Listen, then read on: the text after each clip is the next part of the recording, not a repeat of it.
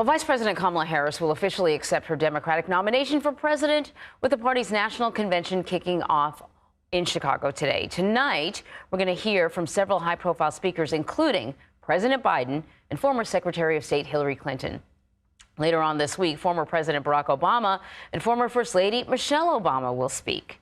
So for more on this, I want to bring in Michigan Democratic Senator Gary Peters. He's also the chair of the Democratic Senatorial Campaign Committee. Thank you so much for taking some time out, because I know the next few days are going to be pretty busy for you. In fact, what are you looking forward to the most this week?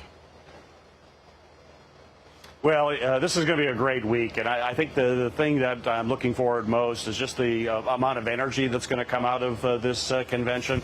We're already seeing that on the ground right now, and when we look at all of our key Senate races in our battlegrounds, you know, it's all about turnout. It's how we were able to win last cycle and win really tough races, because we could identify our voters, turn them out. And you need an army of folks to help you to do that. And we're seeing that right now. And the kind of energy that I'm feeling just walking into this convention is amazing. And I'm confident we're all going to come out of this and folks across the country ready to go to work, elect Kamala Harris, and make sure we have a majority in the United States Senate, a Democratic majority. So to that point about electing Kamala Harris, as you know, CBS News is always doing a polling, and you know, in one of our polls, what we found was that more than a third of voters who were polled told us that they didn't know what Harris stands for. She's going to be speaking on Thursday. You know, kind of the benefit of being the vice president is that certainly there is name recognition. The liability of being vice president is part of your job. Part of the job is to sort of stay back a little bit, right? And let the president be the person in front. So what does she need to do to help voters understand what she stands for?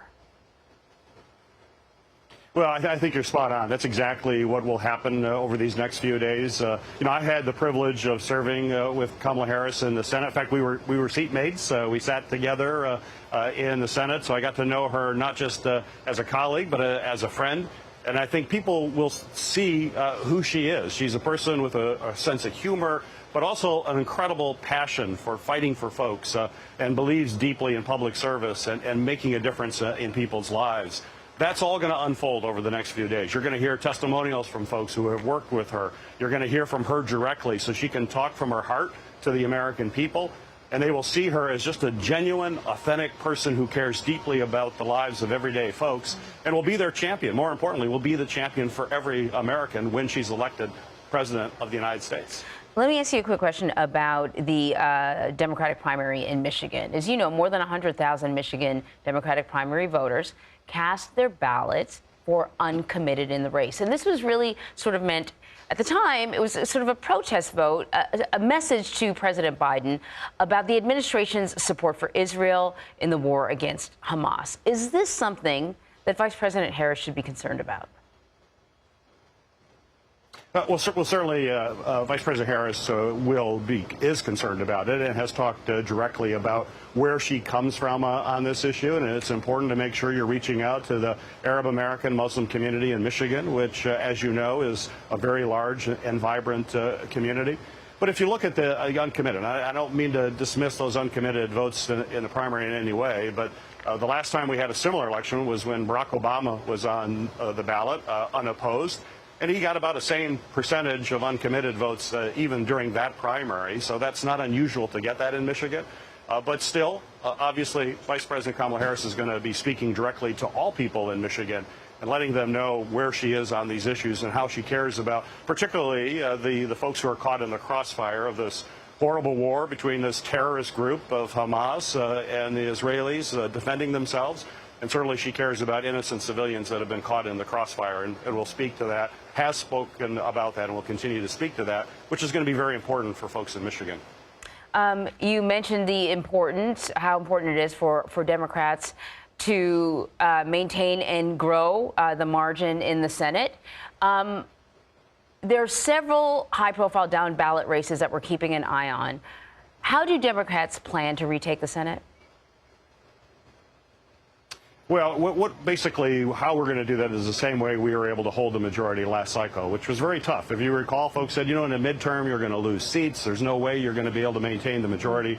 we did, and we actually expanded it last cycle. And for two reasons. One, candidate quality. There's a big gulf in difference of the quality of candidates. We have very strong Democratic incumbents and candidates. The Republicans they're running against are deeply flawed in many respects. And when you make that contrast, you realize that voters, when they go in to vote for a Senate candidate, are looking at two different individuals with strengths and minuses. And given the flawed Republican candidates that our Democrats are running against, I'm very confident.